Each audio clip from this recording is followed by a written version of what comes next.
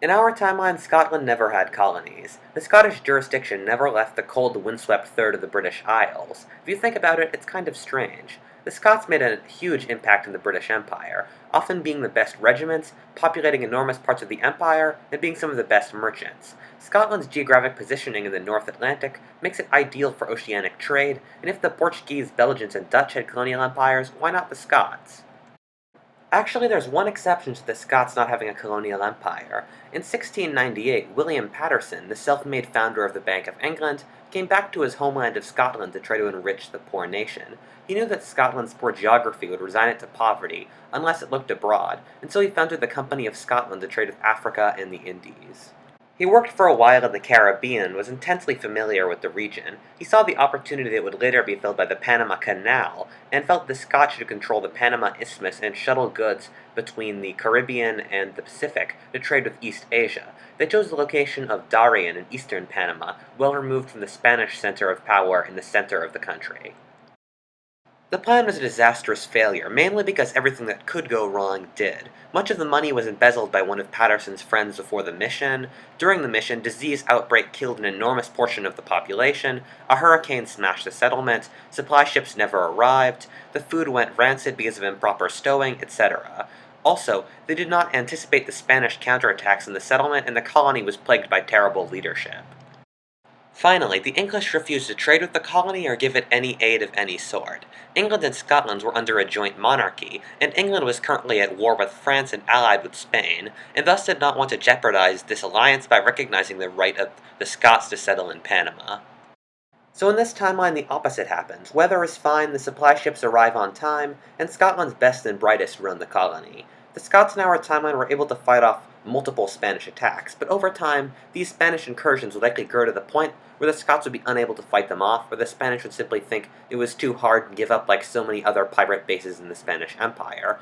Also, we could simply ditch this and have an alternate point of departure, where the Spanish Empire simply can't get its act together with the situation for 3 years until the War of Spanish Succession, when the English declare war on Spain, thus resulting in the English defending the colony against the Spanish. Given how horribly inefficient the Spanish Empire was, I don't find this unlikely.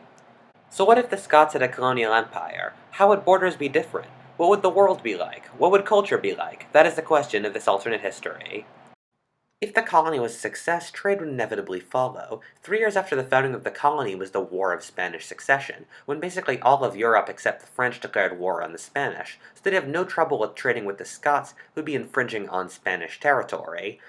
The Scottish trade plan was practically the same as the earlier Spanish trade route, which moved trade from China to Europe by way of the Spanish colony of the Philippines, followed by Spanish Mexico or Panama, and then on to Europe. So this plan had been done before and could have worked. However, the Spanish trade did not benefit the rest of Europe, since the Spanish created preferential trading contracts with certain companies and would not allow trade with their colonies for any other nation, so other nations would try to trade with the Scottish Darien colony, which tried to go for a more free trade thing.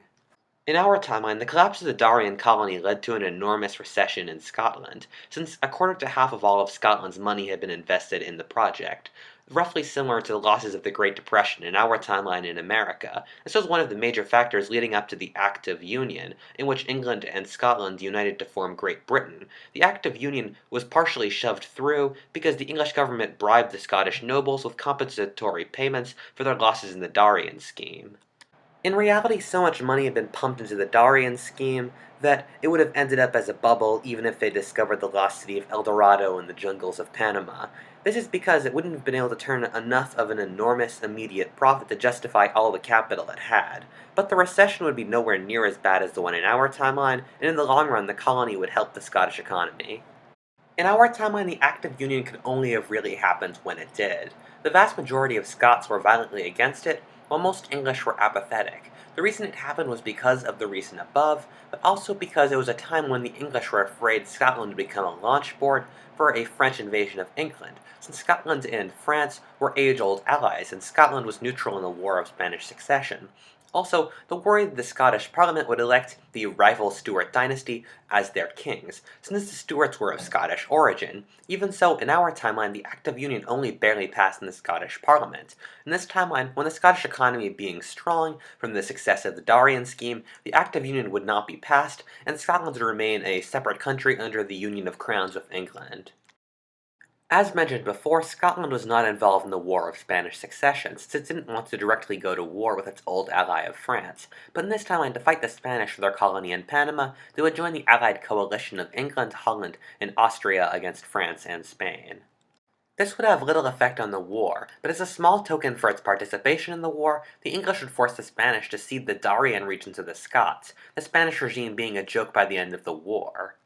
The Scottish company did not simply want to colonize Darien, but wanted to have it be part of an enormous world-spanning link of Scottish trading colonies. They were planning on creating trading posts in India and Africa, where exactly, however, is not specified.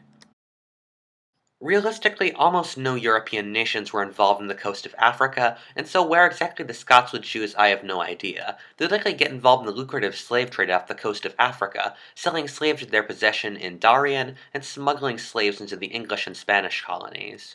Speaking of Darien, the coasts of the colony would be thick jungle filled with disease, with a climate unhealthy for Europeans, so the region would not be heavily settled by Europeans. Instead, it would quickly become plantations for the incredibly lucrative crop sugar and become a majority black slave economy. The mountains of the interior of Darien are actually quite cool, and the region would be settled by Scottish farmers, likely attracting Highland sheep farmers who would be used to farming in the mountains. Meanwhile, in India, the Scots would place colonies in the east coast of India, with the west coast already being claimed by various other European nations. This would put them in the same boat as the English, who tried the exact same thing. Being allies, the English and Scots would cooperate, but the English, being the larger nation, would quickly dominate, being by far the larger of the pair, and push the Scots to the periphery. As the Scots and English would work together over the 18th and 19th centuries to conquer India, the Scots would become peripheral, maybe getting one or two provinces of the British Raj, while the English would dominate the vast majority of India. Paterson, a man with an eye for geographic choke points and strategic locations, would probably have seen the strategic importance of the Straits of Malacca, controlling the entire trade of East Asia, and the region was yet unclaimed by any European power. The Scots likely colonized the Straits of Malacca or modern-day Singapore. In our timeline in 1714, the originally Scottish Stuart dynasty were replaced by the Hanoverian German dynasty. The Scottish Parliament would accept this, partially because the Hanoverians were German. It would seem like a form of English imperialism. Also, in our timeline, the Scots were sympathetic to the Stuarts because the early 18th century had been so awful on Scotland, and so they had a nostalgic memory for the Stuarts. Also, the Scottish Parliament every time accepted whatever king the English Parliament chose, so the precedent would probably continue. The Scottish and English empires, being ruled by the same monarch, would work together and be allies. Both nations would likely operate under mercantilist principles, meaning that Scottish merchants would not be able to trade in the English Empire and vice versa, but Scottish and English armies would defend each other's colonies. This would in effect make Scotland's colonies very secure, as the English navy would start to dominate the oceans. The money from the empire would flow into the hands of the nobility and the merchant classes of Scotland. Since Scotland was a nation with a large amount of inequality, the upper classes were the ones that were able to invest in the empire. This would make Scotland's main port of Glasgow very wealthy, which happened in our timeline under British rule, with the merchants of Glasgow as wealthy as those in Bristol or London in England, and so things would not be that different in this aspect in this timeline. However, the nobles invested quite a bit in the Darien plan, but not in later British colonial ventures, and so with the gaining of wealth, the nobles would solidify their position in the kingdom by improving rural infrastructure and enlarging their clan armies.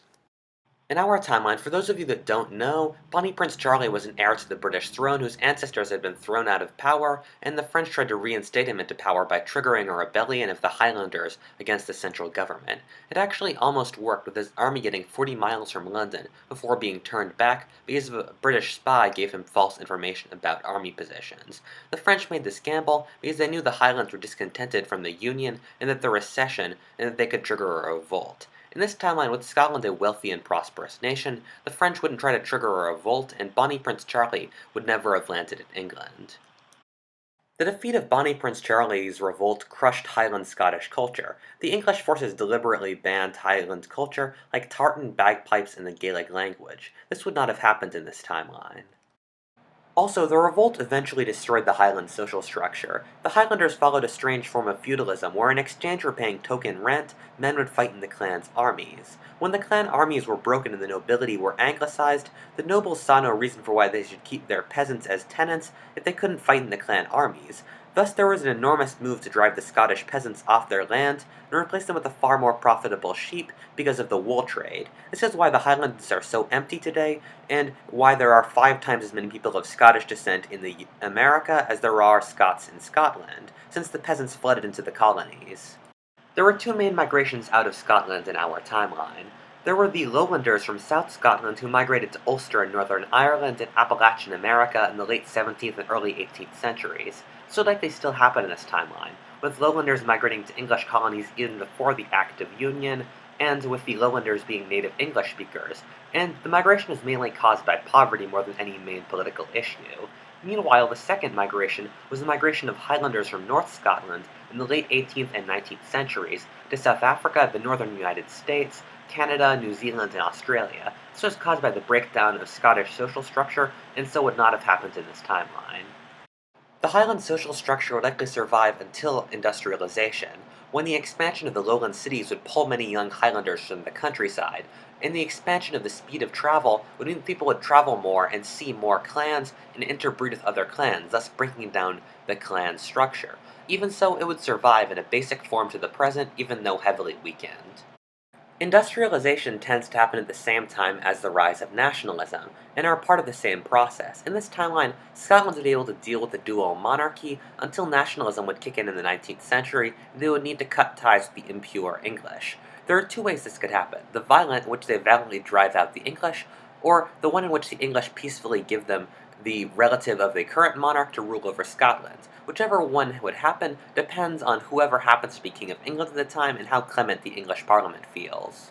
If the Scots had to violently rebel to separate themselves from the English, it would result in the super powerful English navy immediately seizing all of Scotland's colonial possessions. Meanwhile, at home, the Scots have been able to fight off every English invasion, and so I don't see why they wouldn't be able to do it again. The loss of the Empire would likely impoverish the Scots briefly, but when the merchants and the economic organization exists, societies tend to rebuild their wealth by finding new ways to make money, like how Europe and Japan were able to recover economically after World War II. The Scots would likely found a new small colonial empire in the late 19th century in Africa out of the ashes of their previous one. The Scots would likely remain neutral in the world wars and become a small and quiet, wealthy European nation like the Netherlands. If the English gave the Scots a relative of the English crown, both nations would remain allies and work together to form a co-empire. The Scots being involved in Africa so early would likely get an enormous chunk of it during the scramble for Africa. The Scots would fight on the Allied and Entente sides in the world wars.